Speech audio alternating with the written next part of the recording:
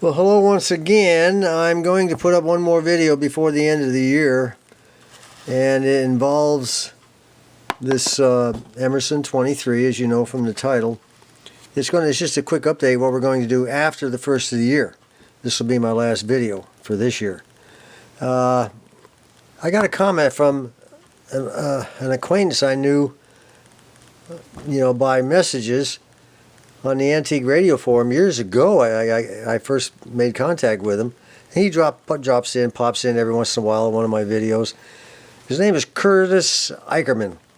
Everybody calls him Kurt. Now, Kurt Eicherman, he's a very knowledgeable individual. Been around electronics for many, many years.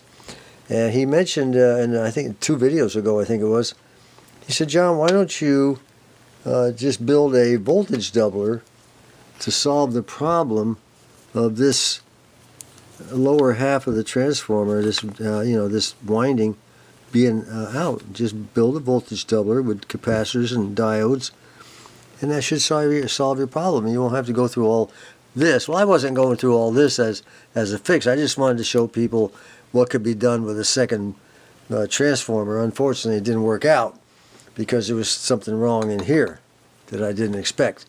So I think folks, if they watch the videos involving these two, they now have a better understanding of transformers anyway. And that's what it was mainly all about.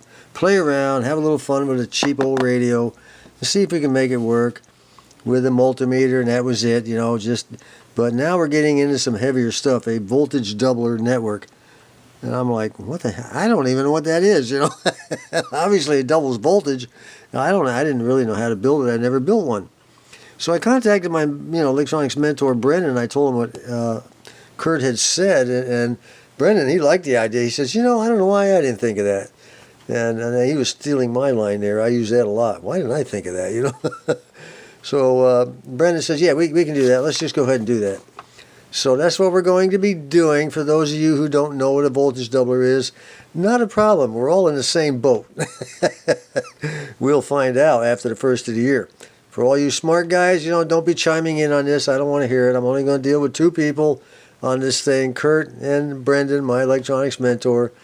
And, we don't need to go too deeply. I really don't want to go that deep into this, but we're at a standstill on the radio. We got to do something, and I'm not going to throw the radio away or discard it and have it sit in the corner, collect dust for the next 45 years. That's not going to happen. So we're going to go ahead and build one. We're going to see if we can make it work. And I will learn something. That's cool. I think that's great. I'm a little late in life to be learning this, but what the heck, So I would say probably after the New Year's, a couple days after the New Year's, I'm going to, crank up a couple of messages with Brendan, and he's already told me the parts I need and everything. But I'm going to put 2 links below this video. One is to a video from, one link is to a video from All American 5 Radio, Rick McWhorter, telling you what a voltage doubler is. And the second link is to a YouTube short video. They call them the shorts, And it shows you how you can do it with a same situation, I guess, just 1/2 of the high voltage winding. I thought that was neat that I was able to find that one. And Brendan, he came up with the one with Rick McWhorter. I found the other one of the short. So you guys take a look at those between now and then. Like I said, I'll put the link down below the video here.